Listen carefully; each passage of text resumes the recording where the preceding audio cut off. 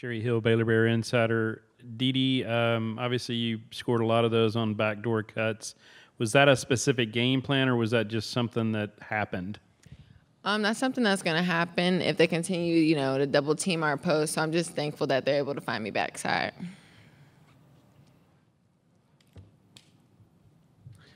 Right in the fifth row right there.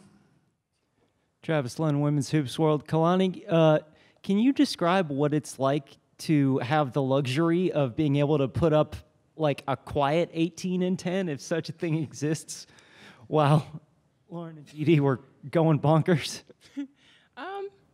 That's great. I was scoring, but I was also passing and able to find my teammates. And when everybody's scoring, I'm happy. So if I can take the solid 18 and 10, that's fine. Okay. The third row right here on the left. Chad Conan, Waco Tribune Herald. Lauren, this game sort of mirrored the first game against them when you guys were up 25, I think, in the first half. How important was that to sort of repeat that and get up on them and not let them hang around? It was important just because they are capable of just going on some runs because they're really quick in transition. They can knock down some threes like they did late. So just to get up like that and keep that lead was pretty important for us. Any more questions for the student athletes? Up on the left, on about the seventh row.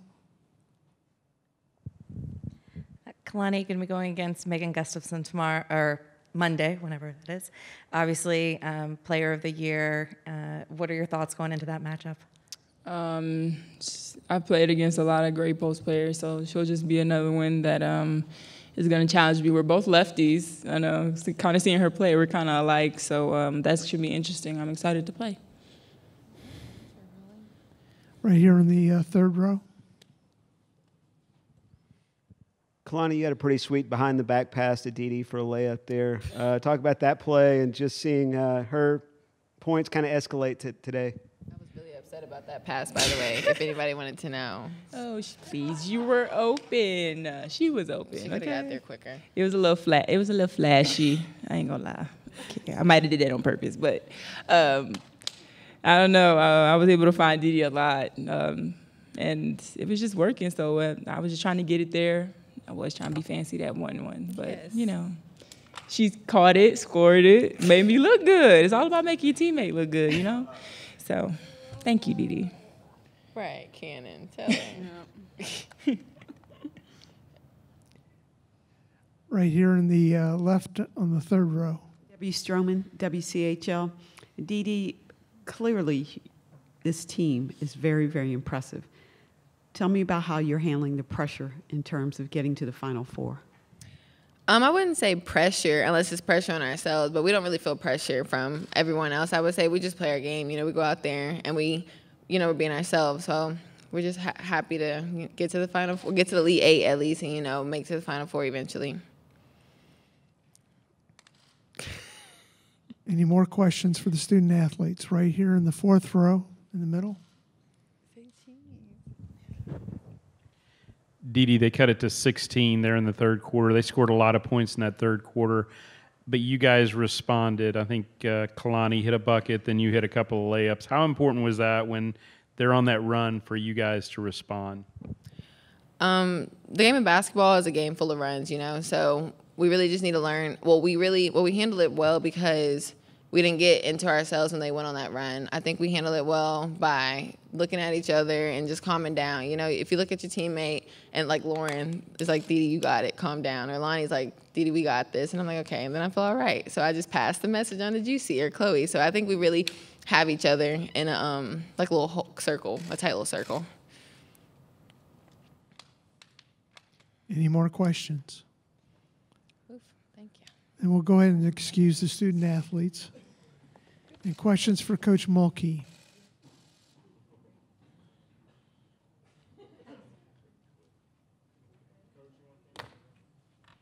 He want me.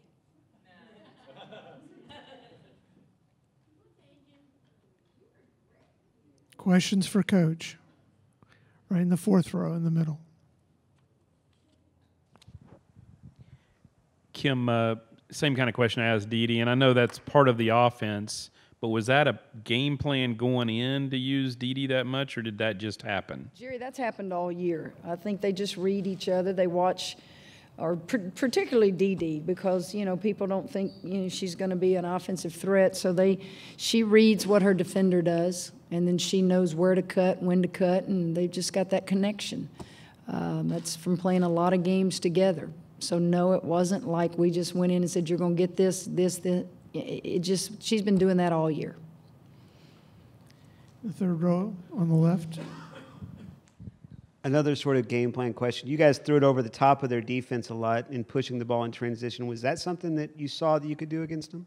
Yes. You know, you try to prepare for everything, and I read a lot of things and try to figure out what it is that we may see that we didn't see last time. And I think Coach Staley was trying to say that fast versus big. So we're pretty fast, too. We're not just a bunch of slugs running the floor with two big girls. Those kids can get up and down the floor, and our guards are going to push it, and we're going to wait a step or two for them to run foul line to foul line. So I was just looking at that. You know, our transition buckets were like 25-9, and so we're going to run. We're not walking the ball up the floor. And I thought that was big. I thought the second thing they might try to do is shoot more threes, because we've seen that against us this year. And if we could, you know, hold them to or limit them to a few number of threes, because that's not really their game. Their game is to drive. Well, we know when you drive what you're going to see. There's going to be two bigs waiting for you, and we needed to help the helper. We got beat on that 2 or 3 times. That we did go over and didn't do a very good job. But I thought we ran with them. We got the transition buckets, and we didn't allow them to get a lot of transition buckets or threes.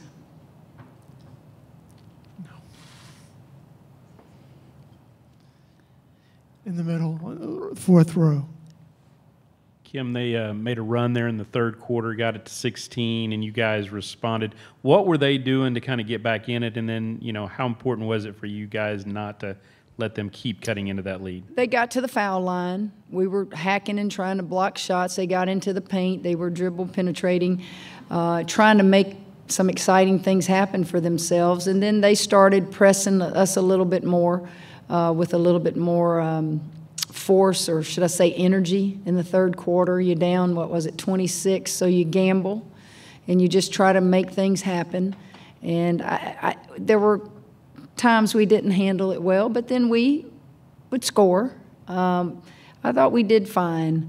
I wish that, you know, I could have given Chloe, not anybody else, but Chloe a little bit more of a breather. But Chloe, this is as far as she's ever been in the playoffs, and that's what I told her. I know you're tired, but you're fixing to get to play in an Elite Eight game. Can you go a few more minutes? And she said, yeah, Coach, I got this. Third row on the left.